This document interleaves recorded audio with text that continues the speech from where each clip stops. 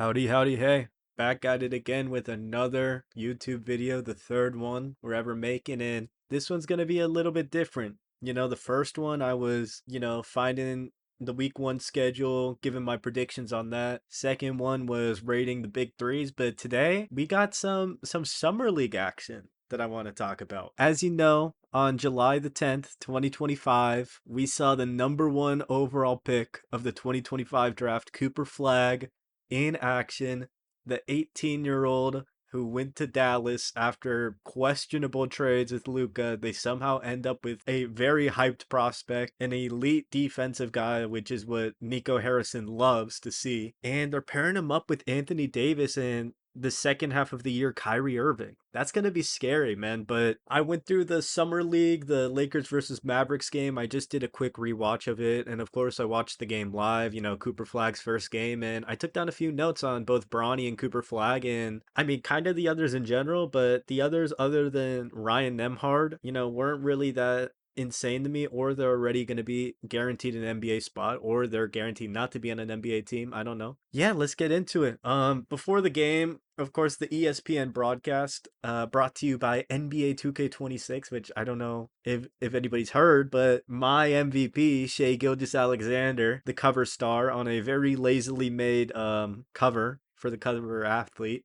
I saw people on X, they were bros calling it X unironically in 2025. No, but I saw people on X and they made a lot better edits. So 2K, I don't know what you're doing, but you gotta step it up. EA's bringing out a college basketball game too soon too, so that's gonna be really hype. I'm gonna play that when it comes out, whenever it does. For this summer league matchup, the big advertisement was Bronny versus Cooper Flagg, which you would think it would be Maverick Spurs. Dylan Harper, who I know didn't play, and the Spurs embarrassed the 76ers on the 10th as well. But he didn't play, so it wouldn't have mattered anyway. But usually you see a 1 versus 2 or even a 1 versus 3. I feel like VJ Edgecombe, who's been pretty good. I know he didn't play yesterday either. That Spurs Sixers game was supposed to be more hype, but it was just Carter Bryant and the Spurs just beating down on the Sixers by 30 plus. Like at that point, you gotta disband the summer league team. But Bronny versus Cooper Flat, I mean, I get why. Bronny, the son of LeBron James, who might ask out of LA. So if he leaves LA, does his son leave with him? Probably. Who knows? This is obviously, Cooper Flagg's the better player. I mean, coming out of the draft and even just right now. The average ticket price on this game, $200 plus, the most expensive summer league ticket in history, which is insane for the first game. Not even like a championship Lakers match, first game. But I understand, right? It's the first game of Cooper Flag, first game of his career ever in the NBA. The 100 level seats were $1,000 plus, and the courtside seats were 3,000 plus, which is insane to me. But I mean, this game was pretty good, so I'm not saying it was worth it. I don't think it's ever worth it to pay $3,000 for Cooper Flag, Ryan Nemhard, and others versus Bronny James and Dalton Connect. If it's a good game, it's a good game. And another thing I wanted to bring up before this is that people like to hate on Bronny. They like to trash on Bronny, saying this and that.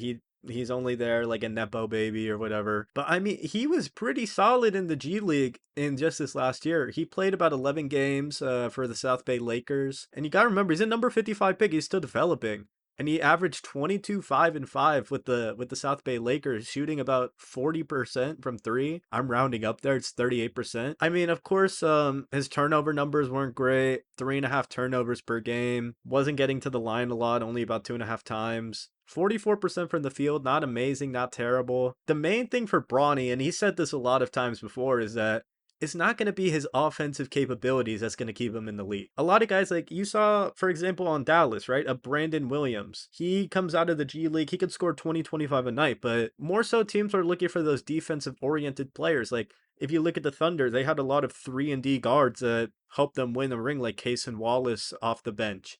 You have guys like Alex Caruso, J-Dub as a perimeter defender. So a lot of teams in today's NBA are just looking for more of those defenders, and Bronny knows that, and he shows in the G League, while he can score, he can still play lockdown defense. As you can see, 2+ steals per game, and he's not a blocker, but point 0.3 blocks, I guess. I don't know, but he also he stays in front of the star of the team pretty well. I mean, we even saw in this game, there were moments where Bronny was on Cooper Flag and Cooper Flag wasn't able to score, which I'll have more to talk about on that I don't think that's just a Brawny thing. I think that's just a Cooper Flagg game one thing, but we'll talk about that. Anyways, we get into the first quarter. First quarter of this game, as soon as Dallas wins the tip, they pass it to Cooper Flagg. Immediate double team. I think that might have been the only double team of the game, but immediately just like, welcome to the NBA. Here you go. Here's a cool little double team for you, which I thought was really sick. You know, it's just, I think that's a sign of respect, right? Like, we know you're the number one pick. We know you're one of the most hyped guys. We're going to double team you. We're going to see what you can do. And he managed to get out of it pretty well from what I remember. He just kicked it out. You know, they get ready for the tip for the game. Dallas wins it. It's to Maxwell Lewis, former Laker. And then they pass it up to Cooper Flagg, who immediately gets doubled, but he just passes it right out. Super simple. And then he gets the ball back. You already know that Dallas was aiming to get Cooper Flagg that first shot of the game.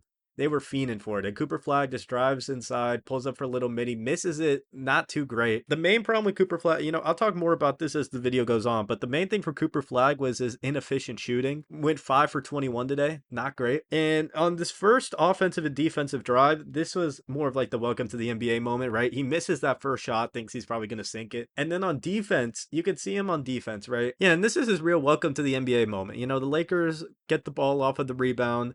Dalton Connect gets blocked for three, gets his own board, runs around, kicks it out to Brawny, Brawny to Swider, and Cole Swider, shout out him. He was making shots, doesn't make this one though. And you can see Cooper Flagg is kind of in that defensive position to get the board, and then he's just sitting there, and then Darius Baisley just comes up behind him out of nowhere. Cooper Flagg almost juggles the ball in his hands, and it's just like Darius Baisley is gonna take that ball. He's like, thank you very much. I'll take that rebound away. As he's going, he kicks it out to Dalton Connect, but Cooper Flagg just kind of pushes him over a little bit. And I mean, at that moment, you know, it's about the first minute of the game. You know, obviously you don't overreact to a guy in 1 minute, but you know, just really not a strong start for him, more of a slow start for Cooper Flagg here. And then you could even see Brawny, you know, even is like, is Brawny gonna have a really good game? Because he hits a midi over Cooper Flagg a little bit later into this game, you know. It was a cool little midi. Yeah, he inbounded it, gets the ball back from the inbound, steps back, hits a little mid-range over Cooper Flagg, and that was such a nice shot. So shout out Brawny for that shot. He doesn't make a lot of shots in this game, as we'll go to find out, but that was one of his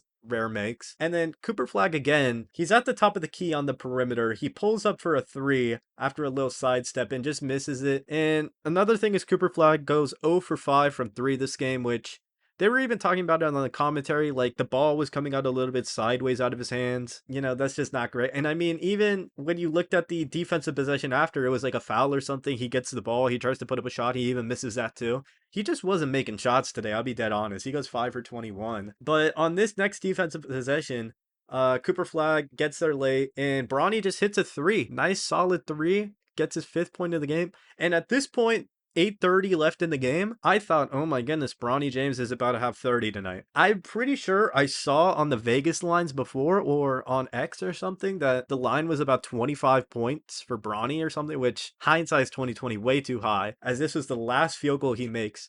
8:32 in the first quarter, the last field goal he makes. But again, the thing for Bronny is that while, of course, you need to be more consistent offensively, it's his defense that he really wants to excel. He really wants to shine in across the league, and that's what's going to keep him in the league. But anyways, after that, the game kind of goes back and forth, and then Cooper Flagg gets a nice steal, drives all the way down, and gets a ferocious dunk after the steal. And it was crazy watching. It's like Cooper Flagg's come to life, you know? Cooper Flagg in this game, he's an athletic freak. It just felt like he could drive to the rim at will, and I mean, that's what he needed to do in this game, right? He didn't do as much of it, you know. First game, you kind of just try out whatever, right? But it felt like he was more so trying to go to that jump shot. But if he just kept driving to the paint, I think he would have had a lot better of a game today. And I'm not saying he had a bad game. He had, you know, about 6 boards, 4 assists, I'm pretty sure. He was a good rebounder, good playmaker, 3 steals as well. That's not a bad game. It's just that's the one key flaw you can highlight, right? Which is his offensive capability. And then after that dunk, I'm pretty sure the Lakers miss. Cooper Flagg gets a nice little fadeaway shot, a falling away mid-range shot. I have it here in my notes. And he kept that momentum going with the offensive consistency. But then after that, he had a couple of misses, you know, which was a very key part of this game.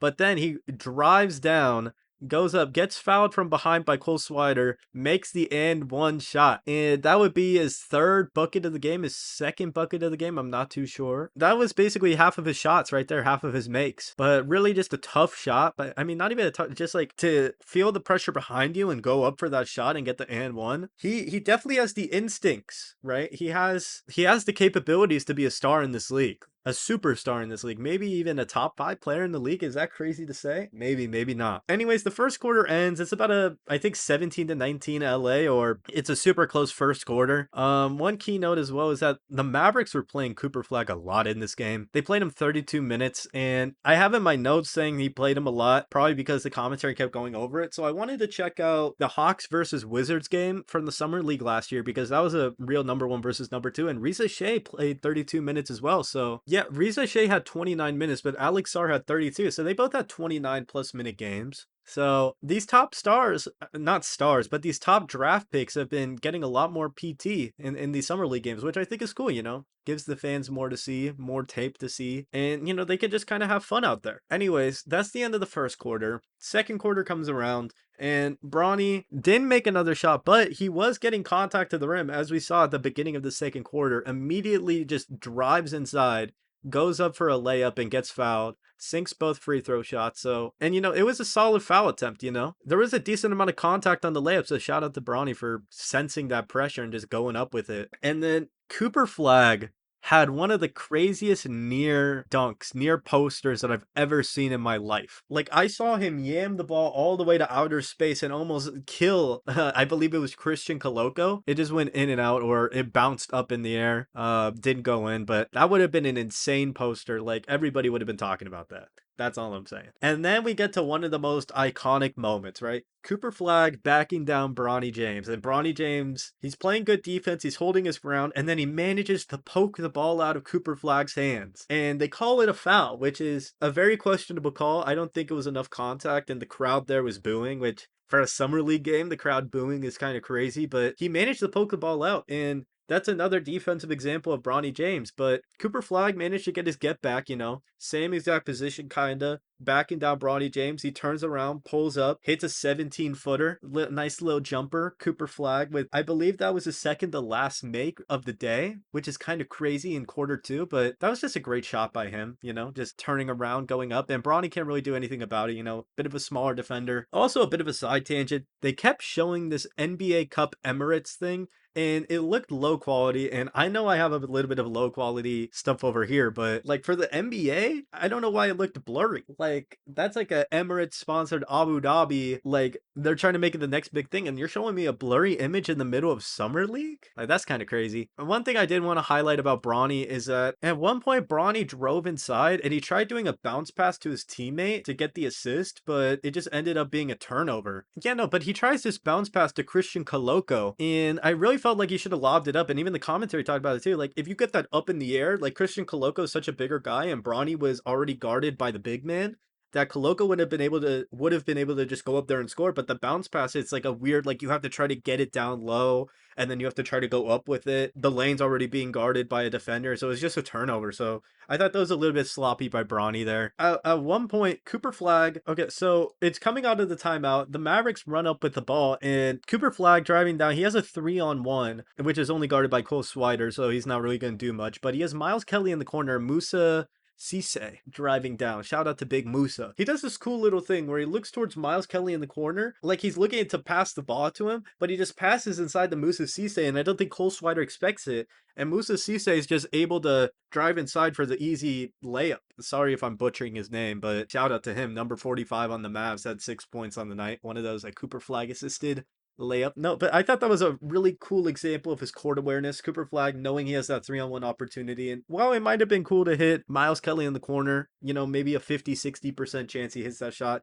he just kicks inside to Cisse, who he knows can drive over Cole Swider and get that easy layup. So I thought that was a really cool assist by Cooper Flagg. And then, you know, the second quarter ends. The Lakers are up 47-43, and Bronny hasn't played much until this point. He's only played 10 minutes, but he has nearly the same amount of points on a lot better efficiency. And Cooper Flagg's 5 for 15 at this point. So he's already made his last bucket for the game. Same with Bronny. A big problem with these two was the shooting tonight, obviously.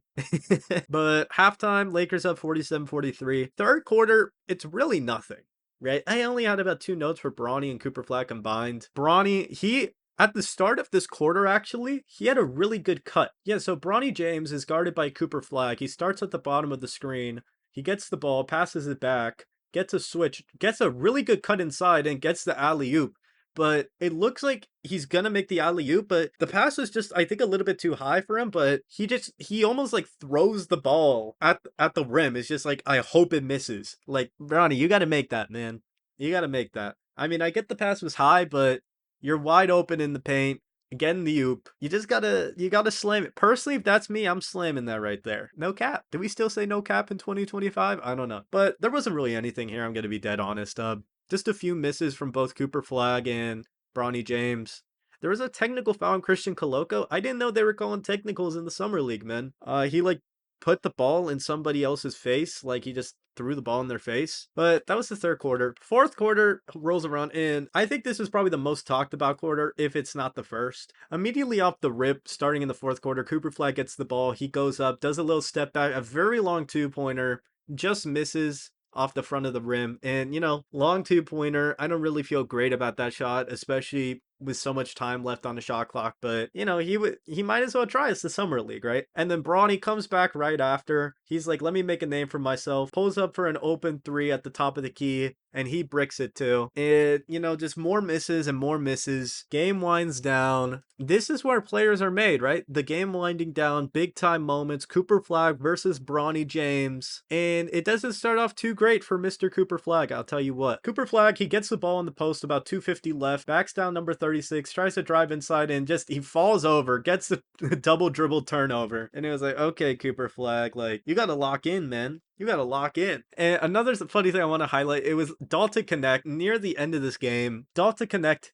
gets the ball off a steal. He flicks it up and he airballs a wide open layup, which Lakers could have used that. They did not score the rest of this game due to other various factors, but if they had that bucket, that would have been in. And then Cooper Flagg with a huge block near the end of the game. He drives up. This is the thing I wanted to highlight, right? Cooper Flagg was double covered on this drive, right? Sorry, he was double team going in. I mean, it would have been a pretty hard shot to hit, but he sees Ryan Nemhard on the perimeter wide open. He's like, I'm going to kick it out to my teammate. I haven't been having a great shooting night. I'm going to kick it out. And what Ryan Nemhard, down by 1, splashes the 3 to put them up by 2. It would be the last score of the game, but the game's not over. I just thought that was a great assist, great ball awareness, great IQ, just knowing that this is going to be a really tough shot for me if I go up with it. So I'm going to kick it out to the wide open man on the wing, on the perimeter. I'm going to make it splash. So I thought that was Cooper Flagg's best defensive to offensive drive of the day, especially in the clutch. So shout out Cooper Flagg for that. And then you have about a minute left, right? Rice to inbound the ball. Rice gets it into Bronny James, right? Bronny James, top of the key, gets the pick and roll with Darius Baisley. Bronny kicks it to Rice. Rice pump fakes, get his defender jumping, kicks it inside to Baisley. Baisley's struggling with it. He gets it stripped from him, but then the Lakers recover on the perimeter. Number 27 goes up, misses the layup. Darius Baisley with the board. He goes up and he gets fouled.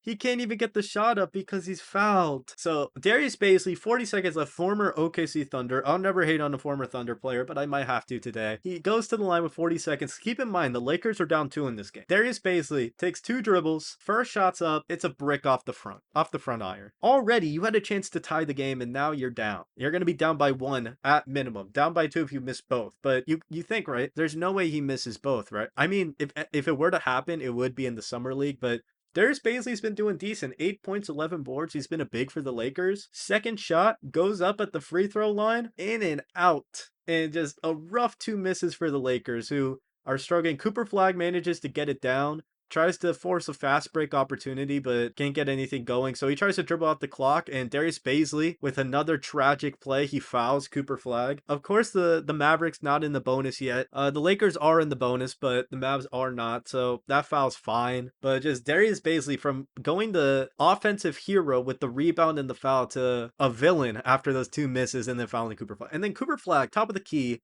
he gets a pick and roll. He drives to his right, does a spin move, pulls up at the free throw line, and he airballs it. Airballs the shot with 20 seconds left, up by 2. That would have been the dagger. I mean, granted, the Mavericks still won that game, but I don't, that's a really crazy shot to try to ignore. Just a straight airball. And the thing is, if Cooper Flagg made 2 or 3 more shots, which I don't think is unreasonable for a number 1 pick, the Mavs would have won this game by 10 plus. But it's just the Cooper Flagg shooting, he was almost shooting them out of the game at points. He probably was. But again, it's the summer league. You don't want to hyper analyze a guy just based off of one summer league performance. But anyways, you get down to the last last 20 seconds. Cooper Flagg off of that miss has to go back on defense. And the Lakers have a chance to tie or even win the game. Down by two, 19 seconds left. Down by two. Bronny James gets the ball at the back. He dribbles it up. Everybody's standing on their feet in Vegas. The time winds down. 13, 12, 11, 10. Gets a pick and roll from Baisley. Goes to his right, goes to his left on the left wing. Pump fakes, pulls up for three.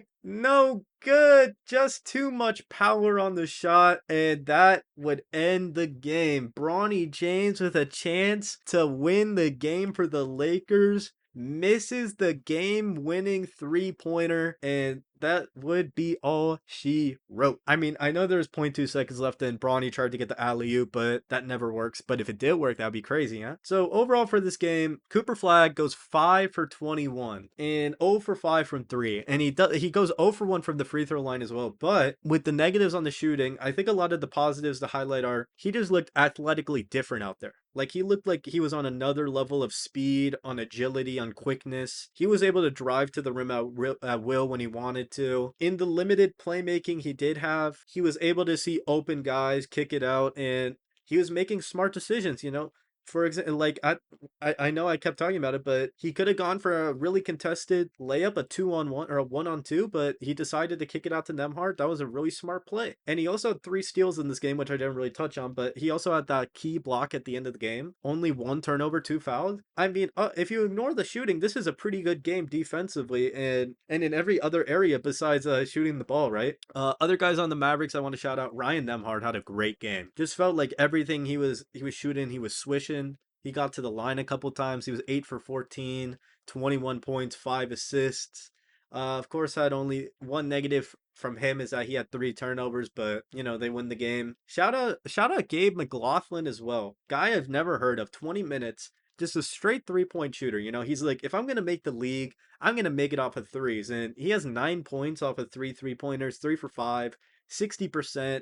4 rebounds as well, and a steal, no turnovers, plus 13 plus minus, best on the team. So shout out Gabe McLaughlin as well. Maxwell Lewis in the revenge game did not do that great. 2 for 7 from the line.